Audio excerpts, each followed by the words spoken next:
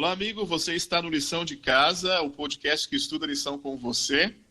E hoje nós chegamos na lição número 8 do nosso guia de estudos, a criação, Gênesis como fundamento. Esse tema é tão importante que nós dividimos esse tema em duas partes. Nós vamos ficar na primeira parte essa semana e na próxima semana nós estudamos a segunda parte. Se você pegar o livro de Gênesis, você vai perceber que nele nós encontramos praticamente todos os fundamentos que encontramos em toda a Bíblia. E é por isso que nós vamos dedicar um tempo estudando esse livro. E para nós termos aí um bom aproveitamento desse estudo, nós reunimos aí o que há de melhor aí entre os pastores para estudar junto conosco essa semana. Nós chamamos aí então o nosso professor Eduardo, nosso professor de toda semana aí, todas as semanas, que nos dirige aí na lição. Professor Eduardo aí, deixe seu recado aí para o povo. É isso aí, Douglas. Estamos juntos mais uma semana aí com lição de casa. E eu quero deixar uma frase que é de Ellen White. Ela diz o seguinte: o Criador e suas obras encontram-se além da compreensão humana. Muito bom. Também para completar o time aí, nós temos o pastor Cássio Medeiros, pastor de Pelotas, assumiu esse ano aquele distrito ali. Pastor, qual é o seu recado aí para o nosso grupo de ouvintes?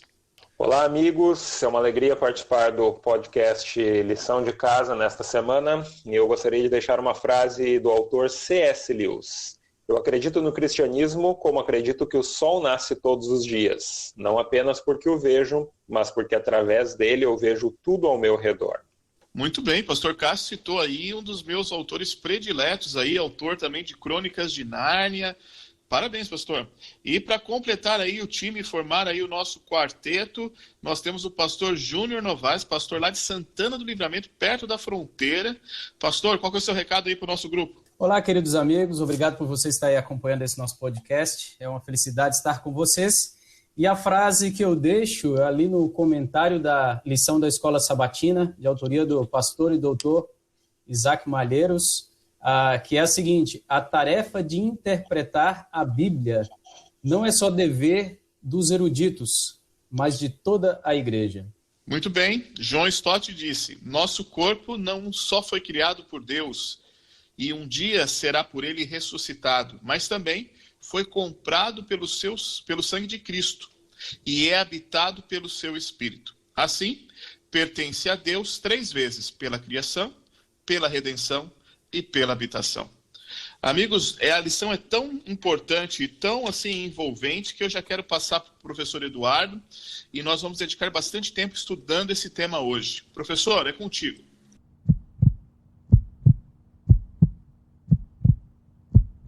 Maravilha, Douglas. Vamos já começar aqui imediatamente o nosso bate-papo da lição dessa semana, mas não sem antes nós pedimos a bênção de Deus. Então, se você está nos ouvindo nesse momento aí, fique em atitude de reverência ou de respeito aonde quer que você esteja e vamos orar a Deus. Querido bom Pai, obrigado por tua palavra e por tua misericórdia que se manifesta diariamente em nossa vida.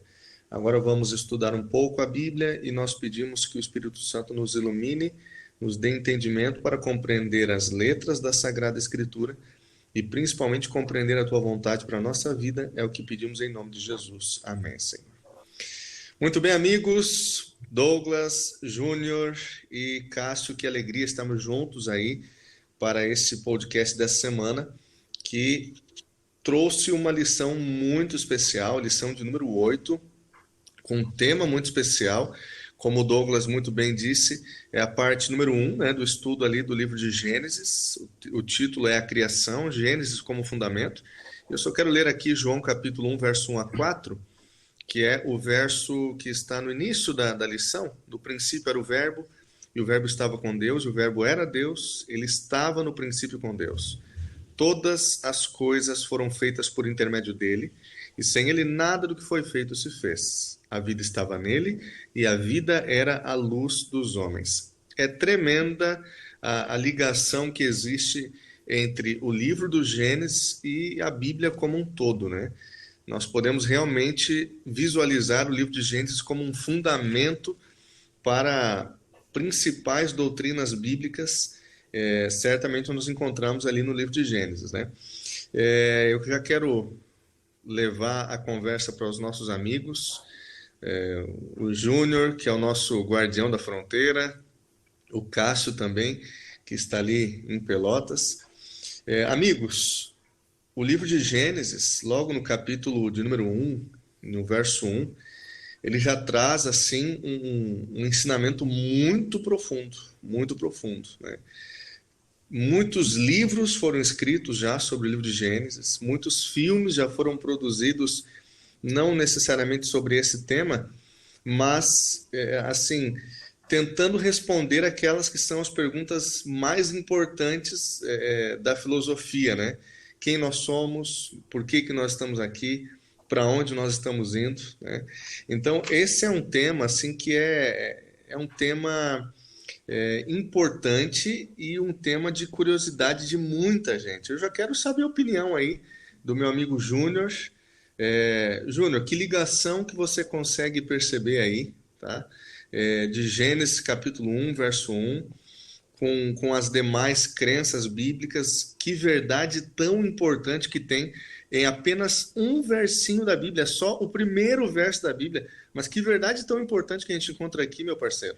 Bom, é muito interessante essa pergunta, e quando nós pensamos no livro de Gênesis, e principalmente aqui no capítulo 1, verso 1, no princípio criou Deus os céus e a terra, nós vemos o link que isso tem com João capítulo 1, verso 1 a 4, porque aquilo que está implícito em quem é o Deus aqui de Gênesis capítulo 1, verso 1, é aclarado lá em João capítulo 1, versos 1 a 4. Então, o que era implícito, agora ficou aclarado, porque Jesus é o Criador. Então, quando nós olhamos ali o livro de Gênesis, ele é a base, ele é o fundamento de uma série de doutrinas, a questão da obra e harmonia do Pai, do Filho e do Espírito Santo, a questão da origem do mal, o sábado e tantas outras doutrinas, elas têm o fundamento aqui, no processo, na obra criativa de Deus. E é interessante, eu gostei bastante da descrição que é feita no comentário bíblico aqui da Bíblia Andrews, que diz assim a respeito de Gênesis capítulo 1, verso 1. Deus, em contraste com o ateísmo, criou sozinho, em contraste com o politeísmo do próprio povo antigo, que entendia que vários deuses se juntavam para poder criar, e esse Deus, o nosso Deus, ele exerce domínio sobre a criação, em contraste com o panteísmo, que tudo faz parte de Deus, que a natureza faz parte de Deus. E diz mais, a matéria teve início, isso aqui está em contraste com o materialismo, onde se exclui Deus e que a matéria é a origem de todas as coisas. Deus é o criador da matéria, a matéria não é o originador de todas as coisas. E que a realidade suprema é Deus e não a humanidade. Eu queria complementar aí o que o pastor Júnior disse. Alguns estudiosos aí das línguas bíblicas, eles atribuem aí a palavra no princípio, que essa palavra é muito importante. No princípio, em hebraico, se fala Bereshit, né? Então, Bereshit pode ser traduzido como no princípio, ou o principal, ou o cabeça, né?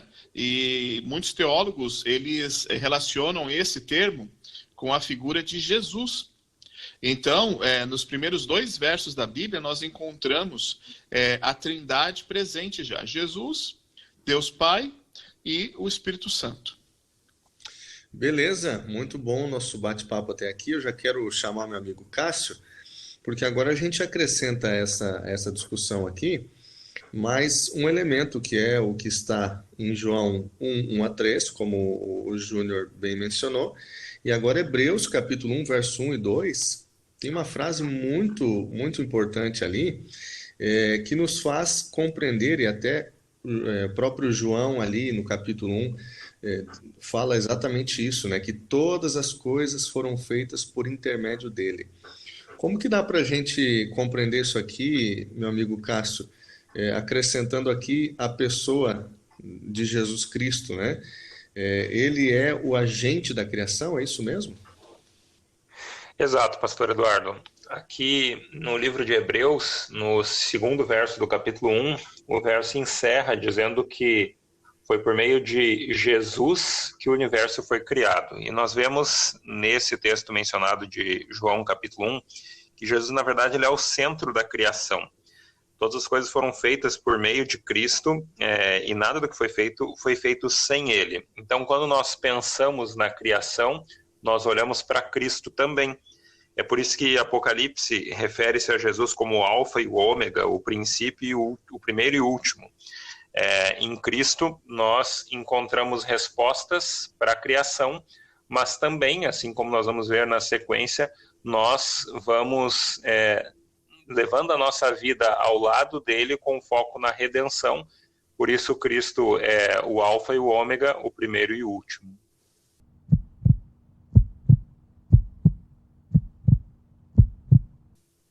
Legal, legal. Avançando aqui no nosso estudo, eu acho que vocês, assim como eu, já viram em vários relatos por aí, estudiosos comentando o assunto, em especial estudiosos que não acreditam na criação, falando, datando, né, a Terra com milhões de anos, né? E há uma dificuldade muito grande, justamente nesse meio científico, de haver uma compreensão que se harmonize com a Bíblia de uma semana da criação, uma semana literal da criação, né? Há alguns que tentam, de certa forma, harmonizar a Bíblia com aquilo que se estuda na ciência, dizendo que, na realidade, essa semana da criação seria uma metáfora, uma parábola, e que cada dia da criação poderia simbolizar aí uma era de tempos, enfim. E eu queria perguntar aí para os meus amigos, para a gente continuar debatendo, conversando sobre o assunto. Júnior, fala para a gente aí o que a Bíblia nos traz de luz a respeito desse assunto em especial. Em Gênesis capítulo 1, verso 3, está assim: disse Deus, haja luz, e houve luz. E viu Deus que a luz era boa, e fez separação entre luz e trevas. Chamou Deus a luz dia e as trevas noite. Houve tarde e manhã o primeiro dia. Então, quando nós olhamos aqui para a Bíblia Sagrada, especificamente aqui no livro de Gênesis, nada indica que algo diferente de um dia literal está sendo pretendido. Veja que a descrição se fala de tarde e manhã, e fala de dia primeiro, depois dia segundo. E sempre que aqui a palavra ion, ela está acompanhada por um numeral, e isso ali já subentende, já se entende que se refere a um dia literal de 24 horas, diferente do que muitos dizem que seriam tempos ou milhares de anos. Legal, legal, Júnior. Agora, Cássio, dá para a gente entender que posteriormente, ali no livro do Êxodo, capítulo 20, também há uma determinada evidência de que esses 7 dias seriam 7 dias literais?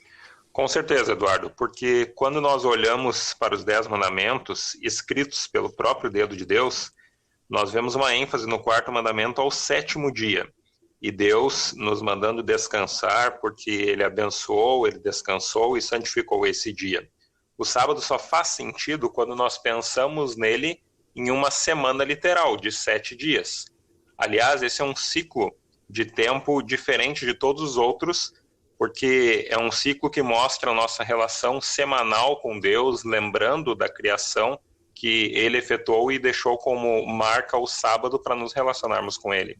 Então, Cássio, eu queria só deixar aqui eu sei que as dicas de leitura é sempre no final, mas sempre é do convidado que faz, mas eu queria deixar uma dica de leitura aqui de um livro que eu li, se eu não me engano, em 2006, faz tempo, tá?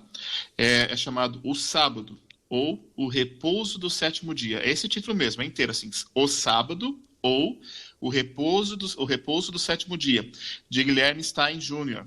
É um livro, é um estudo científico sobre o sábado. E eu estou indicando ele aqui, porque ele faz um estudo sobre os dias da semana. E aí você pode entender como que surgiram os nomes dos dias da semana. E também ele faz um estudo histórico da semana. Então, além de explicar que são literais, né, como o pastor Júnior disse, ele também explica que essa fórmula semanal que nós temos, ela vem desde a criação. E em todas as culturas conhecidas, nunca se perdeu essa fórmula semanal. E hoje, infelizmente, nós vemos a sociedade tentar destruir essa fórmula semanal que foi instituída por Deus antes da entrada do pecado no mundo, né? Nós já vimos a família ser destruída, a gente vai estudar isso um pouquinho mais para frente, e agora eles tentam destruir a semana da criação, né? Muito bom, Douglas, muito bom. E já indo para essa direção que você nos apontou aqui, a gente faz uma ligação com o último comentário do Cássio, que foi justamente fazendo referência aos mandamentos de Êxodo capítulo 20, e a gente percebe claramente que o mandamento nos dá uma orientação, ele é um mandamento, ele é um imperativo, né? Nos dá uma orientação clara para que o dia de sábado seja um dia santificado, né? Para que a nossa vida seja santificada neste dia. Agora, o que a gente percebe no contexto mundial, e a gente pode até refletir um pouquinho algumas coisas, como o próprio calendário semanal, né? Que nós estamos acostumados a começar. Muitos, né, estão acostumados a começar as atividades na segunda-feira, então dá a impressão de que o domingo seria o sétimo dia, né? A gente percebe alguns outros documentos, como a encíclica papal, né? A lição faz referência, dando justamente margens para se compreender o sábado como um dia que pode ser definido aí, cada família pode se definir, mas que seja que cada família tire um dia para repousar, para descansar. Então, realmente, a gente começa a perceber assim uma perversão, né, deste dia que é tão sagrado.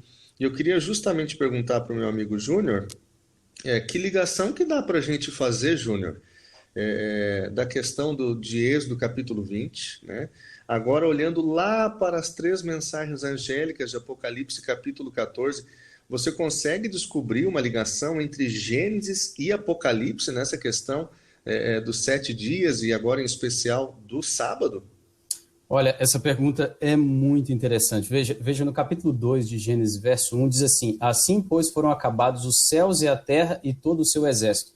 Aqui, Moisés, ele conecta o final da criação nos 6 dias com o estabelecimento ou criação do dia de sábado. Eles estão intimamente associados. Veja que então no verso 2, e havendo Deus terminado no dia 7º a sua obra que fizera, ele descansou nesse dia de toda obra que tinha feito. E abençoou Deus o dia 7º e o santificou, porque nele descansou de toda obra que como Criador fizera. Então, veja que o estabelecimento do sábado ele antecede o surgimento do povo hebreu. Antes de que houvessem hebreus na face dessa terra, Deus estabelece o dia de sábado, um dia de descanso, um dia de comunhão com Deus. E se você vai para Êxodo 20, é claro onde Deus estabelece. Lá diz que é o 7º dia, Deus terminou no 7º dia. É óbvio porque depois dos 6 dias da criação, o sábado é essa coroa, é esse momento especial para o momento criativo divino, onde Deus descansa, cessa as suas atividades.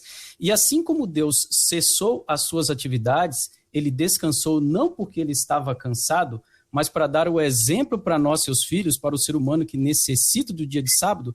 Os 10 mandamentos trazem a literalidade dos dias da criação, dizendo, lembra-te do dia de sábado para o santificar.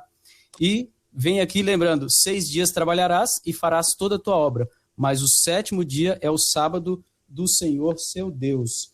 Então, agora, quando nós linkamos isso lá com Apocalipse capítulo 14, verso 7, e você, querido amigo que está nos acompanhando, você pode abrir a Bíblia Sagrada, a sua Bíblia nesse instante.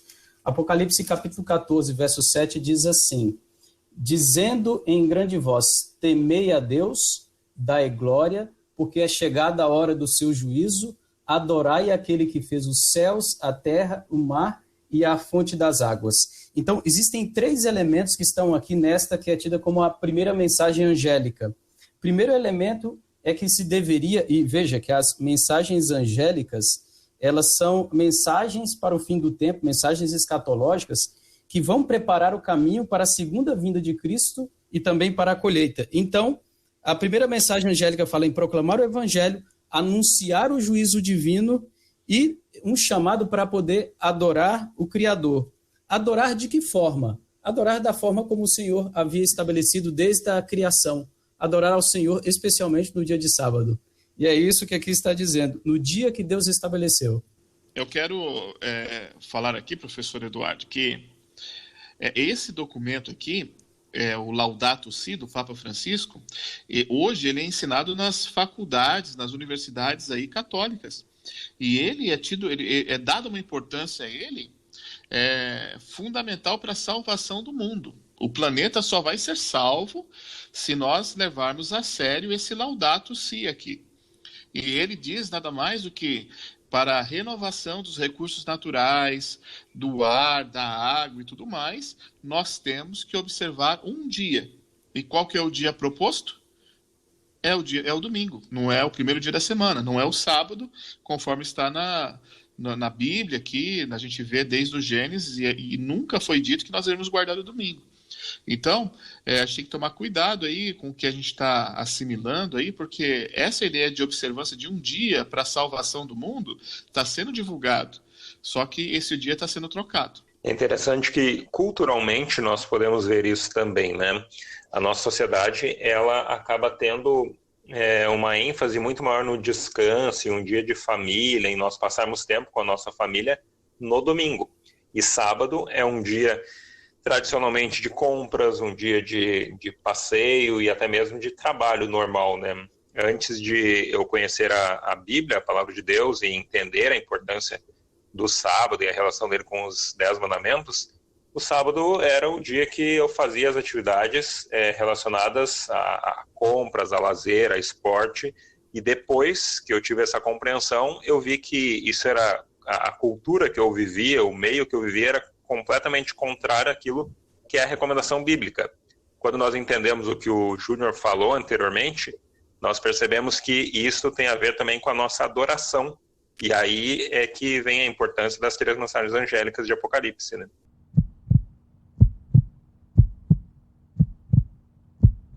Muito bom, muito bom. Gênesis, ele indica 3 coisas, né, que Jesus fez depois de ter criado o sábado.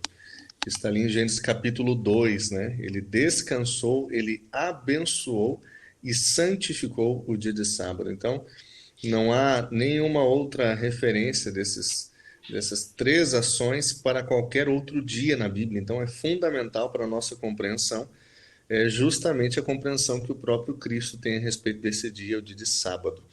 Agora, meu amigo Júnior, e o casamento, rapaz? Como é que está o casamento? Olha, o teu, meu tá bem. Espero que esteja bem por aí. Graças a Deus, meu tá bem. Beleza, maravilha. Sempre obediente à esposa, aí fica tudo bem, né? Mas a gente está percebendo aí, Júnior, que de alguns tempos para cá as coisas mudaram, né? Em relação a casamento. Fala-se em respeito, fala-se em compreensão, fala-se em diversidade, em liberdade. E a verdade é que o governo e a própria sociedade têm alterado muito daquilo que se compreende, ou que se compreendia a respeito de casamento, né?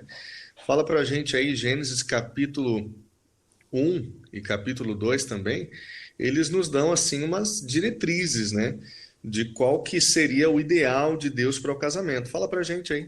Olha, é impossível falar sobre família, casamento e sexualidade sem o relato da criação. Uma das coisas que eu quero já deixar para você, querido amigo, na Bíblia, sexo biológico e gênero estão interligados. Segundo ponto que eu quero deixar para você, unidade de corpos, interesses e afeições, é isso que Deus expressa na sua palavra em relação ao casamento. E também outro detalhe que muitas vezes é muito falado aí na cultura, de que o casamento surgiu ali do patriarcado ou de condições sociais. Eu digo para você o seguinte, o casamento ele antecede qualquer tipo de estrutura social, porque Deus que estabelece o casamento, Deus que cria o relacionamento entre um homem e uma mulher. um homem e uma mulher. É palavra simples aquilo que a Bíblia diz aqui no verso 27 do capítulo 1. Criou Deus, pois, o homem, que vou colocar em palavras para você, o macho, e a mulher, a fêmea, e os criou. Esta é a base para o casamento. É o casamento... Mas, ô pastor, o senhor está sendo muito homofóbico falando isso, você não está, não? Não estou sendo homofóbico, estou sendo bíblico, porque a nossa base, a estrutura que nós pegamos... Então a Bíblia é homofóbica? É isso que você está querendo dizer? Não é homofóbica. Devemos amar, respeitar qualquer pessoa, as suas escolhas, mas aquilo que norteia a nossa vida como cristãos é a Bíblia Sagrada. E se Deus é que estabeleceu o casamento, Deus estabeleceu o relacionamento entre duas pessoas, nós temos que olhar para a Bíblia, onde demonstra o que Deus fez. O que Deus fez em relação ao relacionamento está descrito em Gênesis. E isso, o autor e o criador é que define as coisas. Não é a sociedade... Então eu entendi. Então você está falando que Deus é homofóbico, é isso aí? Também não. Deus só está determinando aqui o que é as coisas. As pessoas optam por fazer diferente daquilo que Deus diz. Agora, cada um tem as suas escolhas, mas o que Deus diz é isso. Não somos nós que atribuímos a Deus aquilo que deve ser, mas o Criador que atribui as coisas tais quais elas são. O Criador que define as coisas como ela é. Então, o Criador definiu o homem e a mulher, e seguindo aquilo que é o sexo biológico, que está relacionado ali ao gênero, estabeleceu que é um casamento entre um homem e uma mulher, e estabeleceu que o casamento é algo monogâmico e heterossexual. E para complementar o que o Júnior disse, é interessante que em Gênesis, no capítulo 2, logo depois do relato da criação, Deus diz que Adão e Eva, eles formariam um casal, e para referência para nós, já que nós teríamos os nossos pais, nós deveríamos deixar pai e mãe para formar um casal. Deixaríamos um homem e uma mulher, que são os nossos pais, para formarmos uma nova família entre um homem e uma mulher. O relacionamento familiar, o casamento, desde a criação, no padrão de Deus, ele é monogâmico e também é heterossexual. E é um relacionamento que deve ser, do início do relacionamento até o final da vida, apenas homem e mulher. Então, eu quero deixar claro aqui que eu acredito exatamente naquilo que o pastor Júnior disse e o que o pastor Cássio está dizendo. Meu papel aqui é botar fogo, né? E eu queria deixar claro também que nós temos um profundo respeito por pessoas homossexuais, é uma decisão que eles tomaram, mas nós também temos uma obrigação de falar o que é certo e o que é errado, entende? Quando eu falei assim sobre ser homofóbico quando você tem raiva de alguém, se torna violento contra essa pessoa. Nós simplesmente respeitamos a decisão que ela tomou, sabemos que ela é errada de acordo com os princípios que nós temos e tentamos, para aqueles que querem, mostrar o caminho da verdade. Eu só quero deixar mais um ponto aqui, antes de passarmos para o próximo aí, professor, se me permite, é que entre um relacionamento homossexual não tem procriação. E uma das ordenanças que Deus deixou é ser de fecundos, multiplicai-vos e enchei a terra e sujeitai-a. Então, quer dizer assim, você só consegue fazer isso entre homem e mulher. Se não for entre homem e mulher, não tem procriação. O sexo não foi feito só para procriação. Também há o prazer e o relacionamento. Mas uma das funções é a procriação.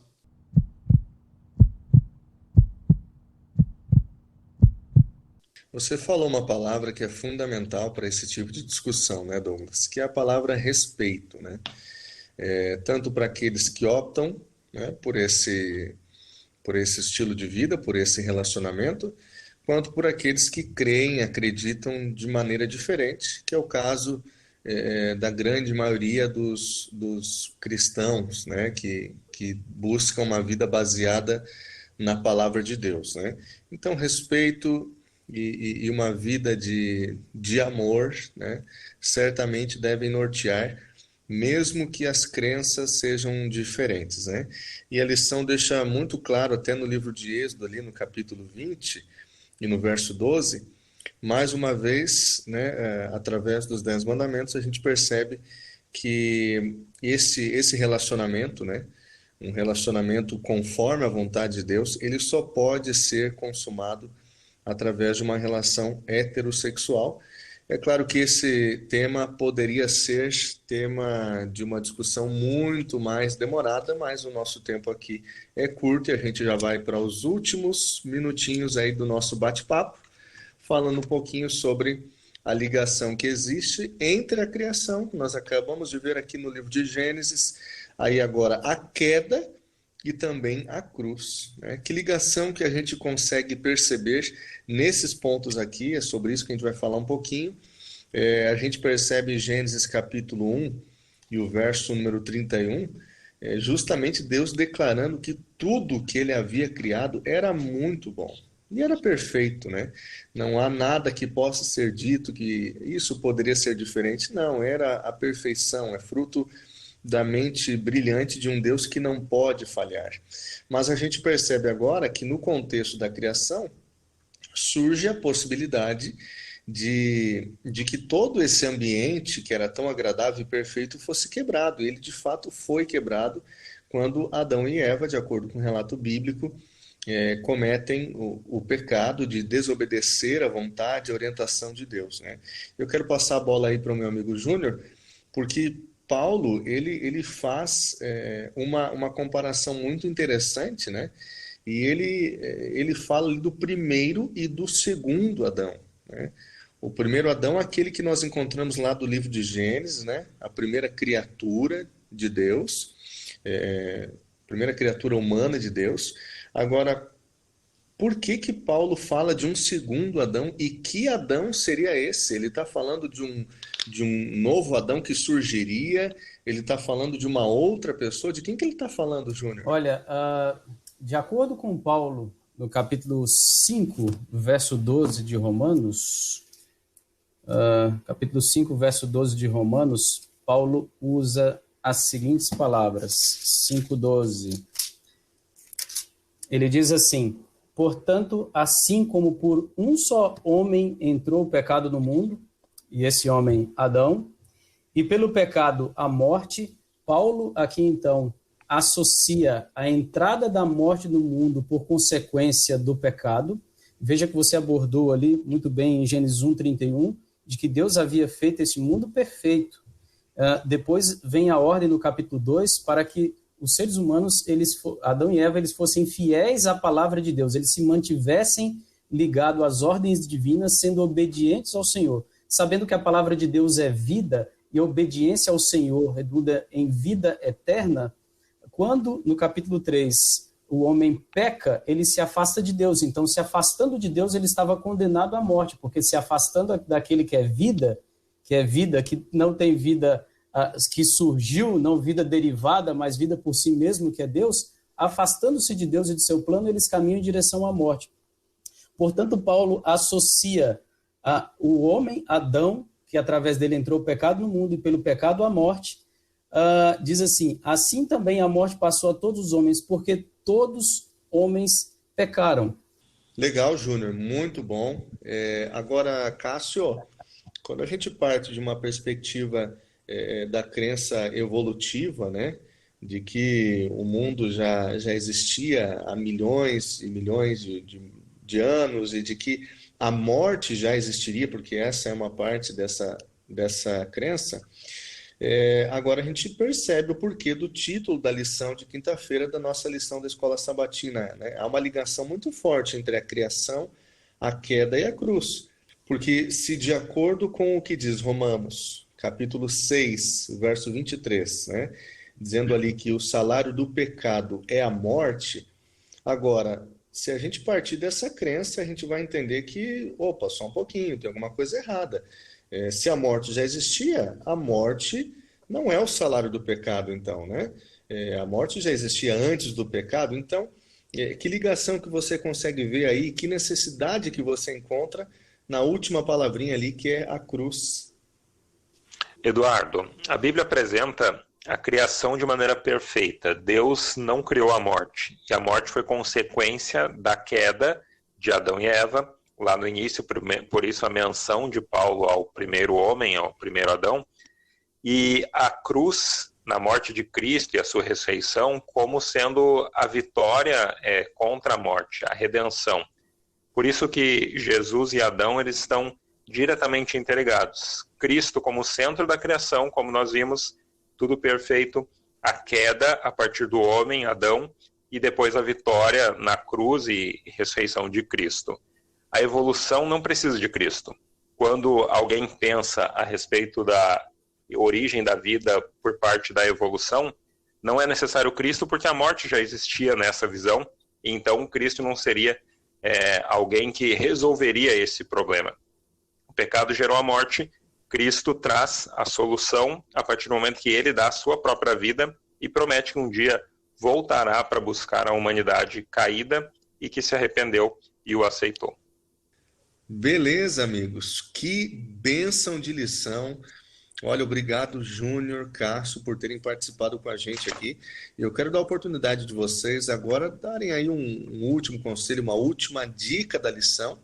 E sempre nós temos aqui em cada podcast um momento de pastorear os nossos amigos que acompanham o podcast.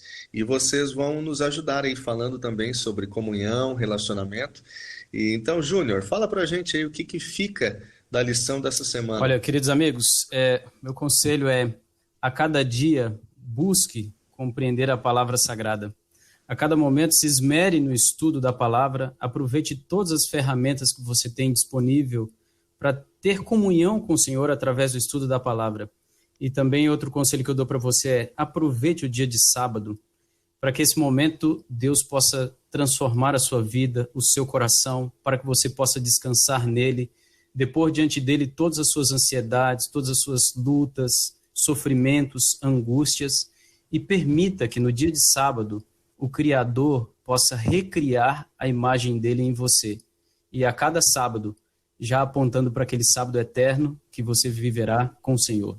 Que Deus te abençoe. Depois de criar todas as coisas, de preparar todo o planeta Terra, Deus colocou homem e mulher como a obra-prima da criação. Deus preparou tudo para que a família tivesse um local agradável em meio à perfeição e na sua companhia também para viverem. Os seres humanos, eles precisam viver em comunhão com Deus, mas uns com os outros também. Deus nos criou para que nós nos relacionássemos uns com os outros. E é justamente por isso que eu gostaria de convidar os nossos amigos que estão ouvindo a lição desta semana para que você cuide da sua família, cuide dos seus filhos, passe tempo com a sua esposa, com o seu marido, passe tempo de qualidade, aproveite esse período da quarentena, em que nós temos mais tempo do que tínhamos antes, para ensinar aos seus filhos a respeito da criação, a respeito dos planos de Deus, para que assim, entendendo a nossa origem, nós possamos viver o propósito que Deus tem para a gente também. Que Deus nos ajude a colocar a nossa família em primeiro lugar e nos relacionando com Ele, amarmos ela da mesma forma que Cristo nos ama.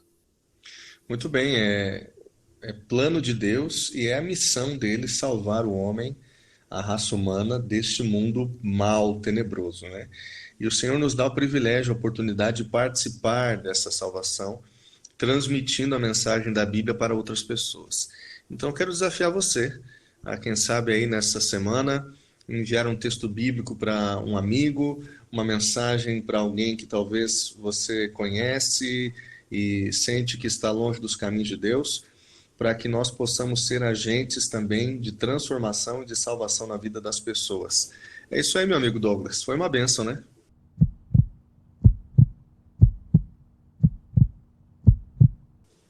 Com certeza, foi um dos melhores estudos que a gente teve aí, bastante teológico, né? Eu gostei demais aí. E eu gostaria de pedir para cada um dos nossos convidados aí, deixasse a sua rede social, né? O contato deles aí. E também, se tiver alguma indicação de livros, também fique à vontade de compartilhar conosco. Vamos começar aí pelo pastor Júnior. Queria deixar aqui o meu abraço a todos os amigos que estiveram aí ouvindo. E deixo aqui o meu contato a vocês. Eu tenho uma página no YouTube que é PR Júnior Novaes de Assis. Nos acompanhem lá, acompanhem os vídeos que postamos lá a respeito da mensagem, da palavra de Deus, e que Deus abençoe você ricamente. Um abraço. Muito obrigado aí por participar, pastor Júnior. Pastor Cássio. Ok, eu agradeço também ao convite e foi uma alegria estarmos juntos. Gostaria de convidá-los para seguir o nosso Instagram, Cássio Medeiros CM, tudo junto. E a dica de livro que eu gostaria de deixar para os nossos amigos é o livro Amor e Respeito, do autor Emerson Egerich, que fala justamente sobre família, sobre casamento, a forma com que nós devemos colocar em prática o amor e o respeito que Deus nos deixou na sua palavra no livro de Efésios. Ok, professor Eduardo? Estamos juntos aí, meus queridos amigos. Você pode estar aí batendo um papo comigo no Instagram, também no Facebook. O Instagram é pr_Eduardo_. Facebook Eduardo Machado.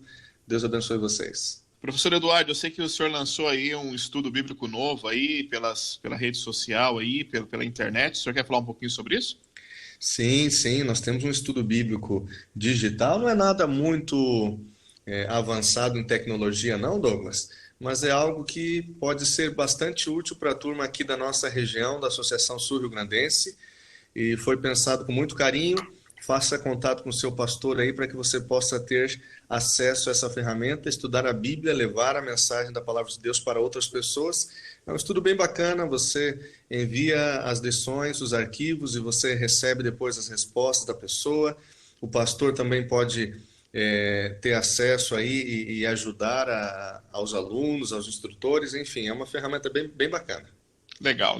Quero fazer um merchan também, que no próximo sábado, quando você estiver escutando esse podcast, no dia 23, nós teremos o culto online ali, e esse servo aqui vai passar a mensagem ali, IASD, ASR, você pode procurar esse canal tanto no Facebook, quanto no YouTube, e também no Instagram, nós vamos estar ali compartilhando a mensagem.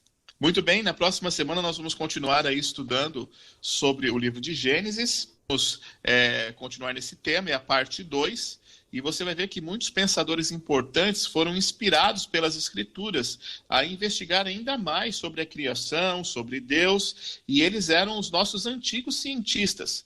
Mas a partir do século XIX, com a Revolução Francesa, houve um movimento que excluía tudo que era sobrenatural, ficando apenas com o natural. E aí vem a pergunta: a Bíblia ficou antiquada? Nós podemos rejeitar tudo que é sobrenatural?